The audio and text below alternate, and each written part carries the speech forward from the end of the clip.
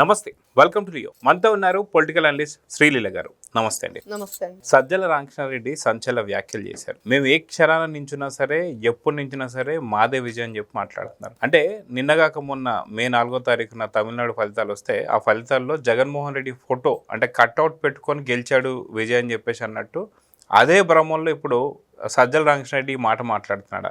ఎలా చూడాలంటే అంటే వీళ్ళ ఫోటో పెట్టుకోవటం వల్ల ఇప్పుడు విజయ్ ప్రభుత్వాన్ని ఏర్పాటు చేయలేకపోయాడంటారా? ఈయన ఫోటో పెట్టుకోవటం వల్ల ఆయన ప్రమాణ స్వీకారం ఆగిపోయింది అనుకుంటారా? మరి అంతే కదండి. పాపం ఈయన ఫోటో సీట్లు కూడా తగ్గాయంటే మరి ఫోటో పెట్టుకోవడం వల్ల ఖచ్చితంగా అతను ఆ మ్యాజిక్ ఫిగర్ ని టచ్ చేయకపోవటానికి కారణం ఈయన ఫోటోని ఆ ప్రచారంలో పట్టుకోవటమే. ఈ రోజున అదే మాట్లాడుకుంటున్నారు. దానికి ఏం సమాధానం చెప్తారు వీళ్ళు? జగన్మోహన్ రెడ్డి ప్యాలెస్ లో కూర్చొని పడుకొని కలలు అంటే కళ్ళు మూసుకుంటే ఇలా అయిపోయిద్ది 1 year, ఒకసారి కళ్ళు మూసుకుంటే 1 year, లేకపోతే 2 సార్లు కళ్ళు మూసుకుంటే 2 ఏళ్ళు అని చెప్తున్నాడు. ఇప్పుడు సజ్జల రామకృష్ణారెడ్డి పట్టపగలే కలలు అంటున్నాడు, పగటి కలలు. ఆయన మాటలు అలానే ఉన్నాయి. ఈ కలల్లో వాళ్ళు ఊహించుకోవాల్సింది తప్పించి నిజ జీవితంలో మాత్రం జరిగేవి కాదు అనేది వాస్తవం. అంటే వీళ్ళ కొడుకును పెట్టేసి సోషల్ మీడియాలో మహిళల పట్ల అసభ్యంగా మాట్లాడటం, ఇష్టానుసారంగా పోస్టులు పెట్టడం, ఫోటో మార్ఫింగులు చేయటం, అంటే వాళ్ళు ఇష్టం వచ్చినట్లు నీచమైన పరిపాలన అందించారు గతంలో. ఏం చెప్తారు ప్రజల్లోకి వెళ్ళి? ఏం చెప్పమని ఈయన వాళ్ళ కోఆర్డినేటర్లకి వాళ్ళకి ఈయన వాళ్ళని చెప్తున్నాడు చెప్పండి. ఆ పూర్తిగా అయింది వాళ్ళతో ఏదైతే మీటింగ్ జరిగిందో దాంట్లో పూర్తిగా వింటే ఏం చెప్తున్నాడంటే మనం చేసిన మంచి చెప్పండి అని చెప్పి సజ్జల రామకృష్ణారెడ్డి అడుగుతున్నాడు. ఏం మంచి అది అని అడుగుతున్నారు ప్రజలు. ఈ రోజున ఏం చేశారు మాకు మంచి? మద్యం అక్రమంగా మీరు ఏదైతే కల్తీ మద్యం తయారు చేశారో ఆ మంచా? పిల్లల భవిష్యత్తుని చిదిమేసి యువతని గంజాయి మత్తులో కూడా ఈ రోజుకి కూడా అదే జరుగుతుంది కదా. 10th class పిల్లలు కూడా గంజాయి తీసుకుంటున్నారు ఆంధ్రప్రదేశ్ లో. ఇంకా వేళ్ళు ఇంకా ఉన్నాయి, వాటి యొక్క ఆనవాళ్లు అవి ఇంకా తొలగించడానికి కూడా అంతు చిక్కకుండా మరి ఆ నేలలో పాతుకుపోయి ఉన్నాయి. ఇప్పుడు ఈ రోజున ఈగల్ టీమ్ అని ఇంకోటని పెట్టినా కూడా దొంగతనంగా ఎక్కడో చోట ఏదో విధంగా ఈ జగన్మోహన్ రెడ్డి గంజాయి బ్యాచ్ తిరుగుతూనే ఉంది. మరి దాని గురించి మాట్లాడతాడా సజ్జల రామకృష్ణారెడ్డి? ఏం మంచి చేశాడండి? రైతుల్ని అన్యాయంగా అక్రమంగా కొట్టినందుక, వాళ్ళు దళితుల మీద అన్యాయంగా దాడులు చేసి చంపేసినందుక ఏ విధంగా మంచి చేశాడు రాష్ట్రానికి? ఏ విధంగా మంచి చేశాడని చెప్పి ఈ రోజున వాళ్ళ కార్యకర్తల్ని వాళ్ళ లీడర్లని వెళ్ళి గ్రామ మండల స్థాయి వాళ్ళని వెళ్ళి మీరు ప్రచారం చేసేయండి, చంద్రబాబు ఏదో అన్యాయం చేసేస్తున్నాడు అని చెప్పండి అని. చంద్రబాబు ఏం అన్యాయం చేశాడు? ఆడపిల్లలకి భరోసా ఇస్తున్నాడనే? లేకపోతే ఈ రోజున కొన్ని వేల లక్షల కోట్ల రూపాయల పెట్టుబడులు తీసుకొస్తున్నాడనే? యువతకి లక్షల్లో మరి ఉద్యోగ కల్పన జరుగుతుందనే? పిల్లలు ఈ రోజున స్కూల్ డేస్ నుంచే వాళ్ళల్లో చాలా గొప్ప విషయాలు పాతుకుపోవాలి, చాలా ఉన్నతమైన శిఖరాలకు ఎదగాలని చెప్పేసి ఎడ్యుకేషన్లో ఈ రోజున ఏ విధంగా మార్పులు తెస్తున్నారు దాని గురించి చెప్తారా? దేంట్లో మోసం చేస్తున్నాడని చెప్తారు? ఏ విధంగా చెప్తారు? రాజధాని లేకుండా 5 ఏళ్ళు మేము 3 ముక్కలు ఆటాడామని చెప్తారా? ఈ రోజున ఆ రాజధానిని మళ్ళీ పునర్నిర్మాణం చేసుకోవటం కాదు, పునాదుల నుంచి నిర్మాణం చేసే విధంగా మీరు తయారు చేశారు రాష్ట్రాన్ని అని చెప్పాలా? ఎలా చెప్తాడు సజ్జల రామకృష్ణారెడ్డి? ఏ విధంగా చెప్పగలుగుతాడు మేము మంచి చేశామని ఆంధ్ర రాష్ట్రానికి? ఈ రోజు కూడా మీ బుద్ధి మారలేదు, మీ నడత మారలేదు, మీ మాట మారలేదు. ఎక్కడ మారింది? ఏ విధంగా అనుకోవాలి? మీరు మారతారని అంటే మేము వస్తే రప్ప నరికేస్తాం, రక్తంతో హోళీ చేస్తాం అంటున్నారు. మీరు మంచి చేస్తామని చెప్పట్లా. ఏమై వస్తే అమరావతి మార్చలేమో అని అడుగుతున్నారు. ఎలా మారుస్తావు? ఎందుకు మారుస్తావు? నువ్వు మారుస్తానంటే నువ్వు ఆ రోజున అమరావతి కడతానంటే నిన్ను తెచ్చారు. ఈ రోజున నేను మార్చేస్తానంటే నిన్నెందుకు రాణిస్తారు? ఇంకా మళ్ళీ కూడా నీ కలలానే మిగిలిపోయి తప్పించి అది నిజం కాదు అనేది వాళ్ళు గుర్తుపెట్టుకోవాలి. అదే వాస్తవం. మనం చూసుకుంటే తమిళ రాజకీయాలకి వైసీపీకి ఎటువంటి సంబంధం లేదు. కానీ స్టాలిన్తో ఫోటో దిగి రెడీగా పెట్టుకోవడం, అదేవిధంగా విజయ్తో ఫోటో దిగి రెడీగా పెట్టుకోవడం, ఇవన్నీ చేసిన తర్వాత స్టాలిన్ గెలుస్తాడని చెప్పేసి ఆర్కే రోజా గారు వెళ్ళి ప్రచారం చేశారు. ఇప్పుడు ప్రచారం చేసిన వీడియోలన్నీ కూడా సోషల్ మీడియాలో సర్క్యులేట్ అవుతున్నాయి. ఇదంతా తీసి పక్కన పెట్టేసి విజయ్ గెలవని విజయ్ ఫోటో పెట్టేసి విజయ్ జగన్తో ఫోటో దిగాడు కాబట్టి గెలిచాడని చెప్పి మాట్లాడుతున్న సందర్భాలు మనం చూస్తూ వస్తున్నాం.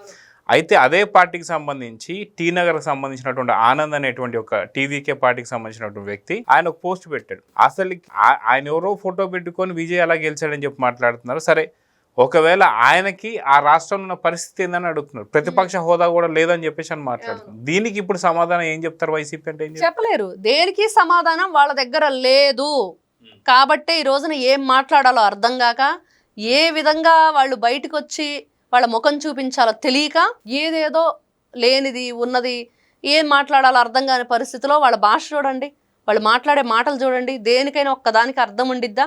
రోజా ప్రెస్ మీట్ పెట్టనివ్వండి, అంబటి రాంబాబు మాట్లాడివ్వండి, పేరుని నాని మాట్లాడివ్వండి, ఒక విడదల రజనీ మాట్లాడివ్వండి, వాళ్ళు ఎవరు మాట్లాడినా ఏం మాట్లాడుతున్నారు వితిన్ జగన్మోహన్ రెడ్డి గారితో సహా. జగన్మోహన్ రెడ్డి గారు ఆయన ఏం మాట్లాడతారండి? స్క్రిప్ట్ పెట్టుకునే కదా, ఆయనకి ఏం తెలుసు? అసలు రాష్ట్రంలో ఏం జరుగుతుందనేది జగన్మోహన్ రెడ్డి గారికి తెలుసా? తెలిస్తే ఆ స్క్రిప్ట్తో పనే ఉందండి. ఈ రోజున మనం ఉదయాన్నే లేచి పేపర్ చూస్తే రాష్ట్రంలో ఏం జరుగుతుందో తెలిసిపోతుంది. 2019 నుంచి 24 వరకు అనుభవంగా అసలు అనుభవించాం మనం. ఆ కష్టాలేంటి, ఆ చీకట్లేంటి, వాళ్ళు చేసిన అరాచకాలేంటి అనేది. మరి ఈ రోజున జగన్మోహన్ రెడ్డి గారు స్క్రిప్ట్ ఎందుకు పెట్టుకుంటున్నారు? అసలు ముందు ఆయన పేరు చదవాలన్నా కూడా స్క్రిప్ట్ ఎందుకు రాసుకొని ఉంచుకుంటున్నారు? మరి ఇలాగ ప్రతిపక్ష హోదా కూడా లేకుండా 151 నుండి 11కు పడిపోయిన మీరు విజయ్ గారికి ఇన్స్పిరేషన్ ఎలా అవుతారు? మీ ఫోటో పెట్టుకొని ఆయన ఎలా గెలుస్తారు?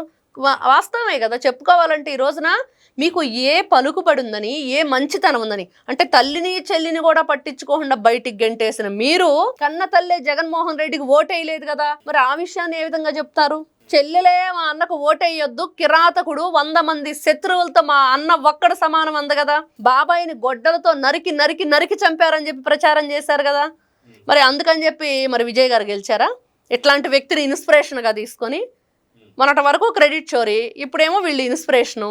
ఏ విధంగా వీళ్ళ పైత్యం ముదిరింది, పిచ్చి పరాకాష్ఠగా చేరిందంటే ఇదిగో ఈ మాటలే వాళ్ళకి నిలువెత్తు నిదర్శనంగా కనిపిస్తున్నాయి. అంటే సజ్జల ఇప్పటికిప్పుడు మనం నించున్నా ఖచ్చితంగా ఎలక్షన్స్ ఉంటే గెలిచిపోతాం అని చెప్పి అంటున్నారు. కానీ వాళ్ళు ఉన్నది ఓన్లీ 11 మందే. మిగతా 164 స్థానాలు ఏవైతే ఉన్నాయో ఈ 164 స్థానాలకు సంబంధించి చూసుకుంటే కనీసం అభ్యర్థులన్నా ఉన్నారా? అసలు అభ్యర్థులే లేనటువంటి ఒక పరిస్థితుల్లో సజ్జల రామకృష్ణారెడ్డి ఇప్పటికిప్పుడు గెలుస్తామని చెప్పేసి అంటే కనీసం ఆ పేర్లు చెప్పే అవకాశం ఉందా? అలా కాదండి, 164 దేవుడికి ఎరుగా ఉన్న 11 మందిని రిజైన్ చేయమంటేనే వాళ్ళకి ధైర్యం లేదు, వణికిపోతున్నారు. ఏం జరిగిద్ది మనకి, ఈ 11 కూడా పోతే ఇంకా మాట్లాడేది కూడా లేదు, రాష్ట్రంలో కూడా ఉండనివ్వరని భయం. సరే, ఒకవేళ ఇలాంటి పరిస్థితుల్లో మనం చూసుకుంటే కూటమికి సంబంధించిన నేతలు చాలా మంది ఈ వార్త చూసిన తర్వాత అంటుంది ఏంటి అంటే, సరే ఫస్ట్ అయితే ఆ 11 స్థానాల్లో మీరు అయితే రాజీనామా చేయండి, ఈవెన్ మీరు అన్నట్టు జగన్మోహన్ రెడ్డి గారు కూడా రాజీనామా చేస్తే అప్పుడు ఎలక్షన్స్ పెడదామని చెప్పి. సో ఆ దమ్ముందా?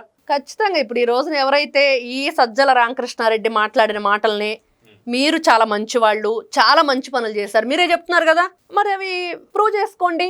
ప్రజలే మీకు మరి ఏ విధంగా నిలబడతారు, మిమ్మల్ని గెలిపిస్తారు అనేది. 11 మంది రాజీనామా చేసి 11 నియోజకవర్గాల్లో మరి ఏ విధంగా ఎలక్షన్ పెడితే ఎవరు గెలుస్తారు అంటే అప్పుడు తెలుస్తుంది మీ మంచితనం ఏంటో. మీరు ప్రజలకు ఎంత మంచి చేశారు, మీ మంచితనం ఏంటి, మీ పరిపాలన ఏంటి, మీరేంటి అనేది. కాబట్టి ఇక్కడ మాటలు కాదు, చేతల్లో ఈ రోజున ప్రజలు చేసి చూపించారు. 151 స్థానాల నుండి మీరు 11కు పడిపోయిన తర్వాత కనీసం 11 కాదు, ఆ రోజున నారా చంద్రబాబు నాయుడు గారు ఒక్కరే ఉండి 151 మందికి అసెంబ్లీలో సమాధానం చెప్పారండి. మనం చూస్తే ఆ రోజున ఎలా ఉంది, ఎంత అవహేళన చేశారు, ఎంత వ్యంగ్యంగా మాట్లాడారు, ఒక్కొక్కరు ఒళ్ళు కొవ్వెక్కిందంటారు చూడండి, అలా ప్రవర్తించారు. ఆ రోజున ఎమ్మెల్యేలా వాళ్ళు ఏంటి, వీధి రౌడీల్లాగా ప్రవర్తించారు. అంటే ఒక పెద్ద వయసున్న వ్యక్తి, అంత రాజకీయ అనుభవం ఉండి, అంత విజనరీ లీడర్గా, రాష్ట్రానికి విడిపోయిన తర్వాత తెలుగు రాష్ట్రం తొలి ముఖ్యమంత్రిగా ఉండి, ఒక గొప్ప చరిత్ర ఉన్న నాయకుడిని మీరు అంత అవహేళన చేశారే, ఎక్కడికి వెళుతుంది అదంతా కర్మ? ఖచ్చితంగా రిపీట్ అయింది. ఈ రోజున మీరేంటి, కనీసం 11 మంది ఉన్నారు కదా, రావచ్చు కదా అసెంబ్లీకి, భయం ఏంటి? మీ అన్న సింగిల్ సింహం కదా. ఈ రోజున సింహం సింగిల్గా వస్తుంది అంటే మరి సింగిల్గా వచ్చాయని సింహాలు అయిపోవు కదా, గ్రామ సింహాలు సింగిల్గా వస్తే అది సింహం అయిపోదు కదండి. మరి ఇప్పుడు అదే సింహాలు ఎందుకని అసెంబ్లీకి రావట్లేదు అని చెప్పి అడుగుతున్నారు. మరి అదే అందరం అడిగేది, ఎందుకు రావట్లేదంటే మీరు సింహాలు కాదు గ్రామ సింహాలా, మీరు తప్పు చేశారు గతంలో, అదే మిమ్మల్ని ఈ రోజున వేధిస్తుందా? అరే ఆ రోజున మనం ఇలా ప్రవర్తించారు కదా, మన మీద మళ్ళీ అదేమన్నా రివెంజ్గా తీర్చుకుంటారని, అలాంటి సంస్కృతి అయితే ఈ రోజున ఉన్న కూటమి ప్రభుత్వంలో ఎవరికీ లేదు. మీలాగా రాజకీయంగా మీకు మాట్లాడటం చేత కాదు, కానీ వాళ్ళు మాత్రం ఖచ్చితంగా మీరు 5 సంవత్సరాల్లో ఏ పరిపాలన అందించారనేది క్వశ్చన్ చేస్తారు. దానికి సమాధానం చెప్పే ధైర్యం వీళ్ళ దగ్గర లేదు, అందుకని వీళ్ళు రావట్లేదు అనేది మాత్రం వాస్తవం. సో ఆఖరిగా సజ్జల రామకృష్ణారెడ్డి వచ్చేసి మేము ఏ క్షణాన్ని నుంచినా సరే ఖచ్చితంగా మేమే గెలుస్తామని చెప్పి అంటున్నారు. సో ఈసారైనా సరే 175కి 170 తెచ్చుకుంటారంటే ఏం చెప్తారు? ఈ రోజున ఆయన చెప్పాడు కదండి 250 అని, 175 అంటున్నారు మీరు. సజ్జల రామకృష్ణారెడ్డి గతంలో 250 తెచ్చుకుంటా ఉన్నాడు. ఫస్ట్ అన్ని పెరుగుతాయి కదా, అప్పటికి 2029కి పెరిగిన నియోజకవర్గాలతో కలుపుకొని ఆయన చెప్పాడు. నేనేమంటానంటే నిజంగా సజ్జల రామకృష్ణారెడ్డి గారు అప్పుడు పెరిగిన మాట దేవుడికి ఎరుగా. మీరు ఈ రోజున నీ కొడుకు ఎన్ని పోలీస్ స్టేషన్లో ఇంకా తిరగాలి, ఎన్ని పోలీస్ స్టేషన్లో మరి ఇంట్రాగేషన్ జరిగిద్ది, ఎన్ని విధాలుగా దానికి సంజాయిషి చెప్పుకోవాలి, దాంట్లో నీ పాత్ర ఏంటి, నీ కొడుకు పాత్ర ఏంటి సోషల్ మీడియాలో, ఫస్ట్ అది నిరూపించుకోండి. మీరు కేసులు లేకుండా ఈ రోజున వైఎస్ఆర్సీపీ పార్టీలో ఎన్ని రకాలుగా మీ మీద అవినీతి కేసులు ఉన్నాయో ఈ రోజున నీతి మాటలు చెప్తున్నారో, మీరు మేము అవినీతి పరులం కాదని నిరూపించుకోండి. ఫస్ట్ ఏకగ్రీవంగా ఎన్నుకుంటారు అప్పుడు మిమ్మల్ని. ఫస్ట్ అది ప్రూవ్ చేసుకుంటే అప్పుడు వీళ్ళు 250 నియోజకవర్గాలు మళ్ళీ లేకపోతే ఆంధ్ర, తెలంగాణ, తమిళనాడు మొత్తం కలుపుకుంటారో వాళ్ళ ఇష్టం. సో చూద్దాం ఖచ్చితంగా ఏదైతే సజ్జల రామకృష్ణారెడ్డి అన్నట్టుగా ఏ క్షణాన్ని ఇచ్చినా సరే పూర్తిగా 175 అని చెప్పేసి అంటున్నారు. సో మొత్తానికి ఆ 11 స్థానాలు రాజీనామా చేస్తే మేము ఖచ్చితంగా పోటీ చేస్తాం సిద్ధంగా కూటమి ఉంటుంది. సో రాజీనామా చేసే దమ్ముందా లేదా అనేది చూద్దాం. మరి నమస్తే. నమస్తే. Please subscribe to Leo News for more videos.